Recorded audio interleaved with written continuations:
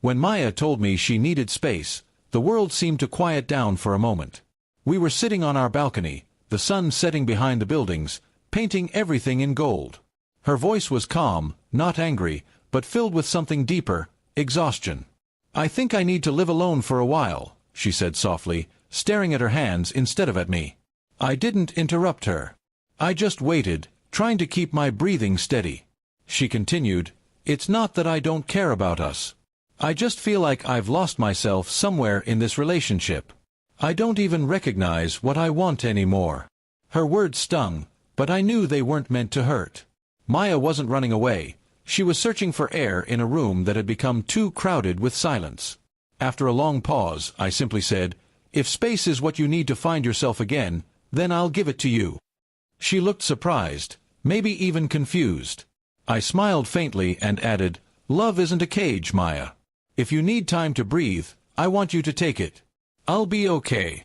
I didn't say it to sound noble. I said it because deep down, I understood.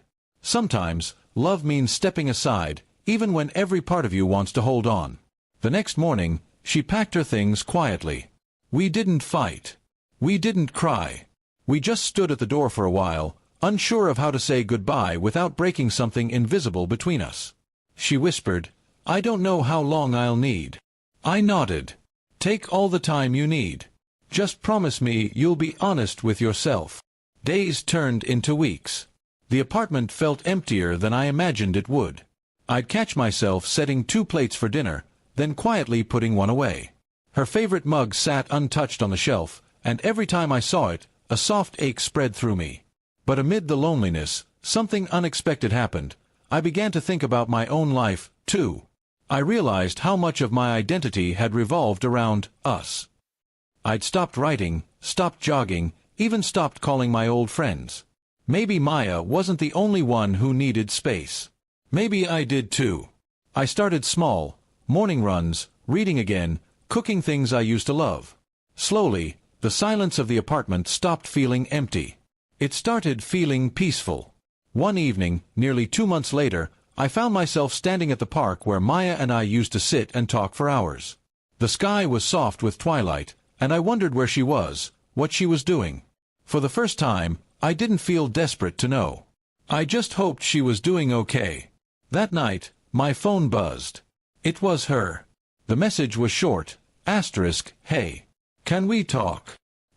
My heart raced, but I took a deep breath before replying, "Of course." The next day, she came by.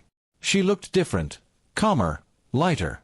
When she smiled, it wasn't forced. It was real. We sat on the same balcony where she had once said she needed to leave. "I thought about you a lot," she said. "But more than that, I thought about myself. And I realized I wasn't really living.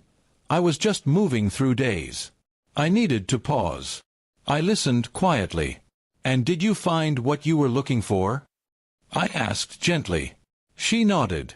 "I found clarity. I found that I still want to share my life with you, but not because I need to, because I choose to." Her words filled the air like a slow sunrise. I smiled and said, "Then let's start over. No rush. No expectations. Just 2 people growing at their own pace." She reached for my hand and whispered, "That's all I wanted, to know we could love each other without losing ourselves." From that day forward, we didn't try to return to how things used to be. Instead, we built something new, a relationship that had space to breathe, room to grow, and understanding at its center. Sometimes, when people say they need space, it's not an ending. It's a quiet request for peace. And if you love them enough to listen, that space can become the place where love learns to live again.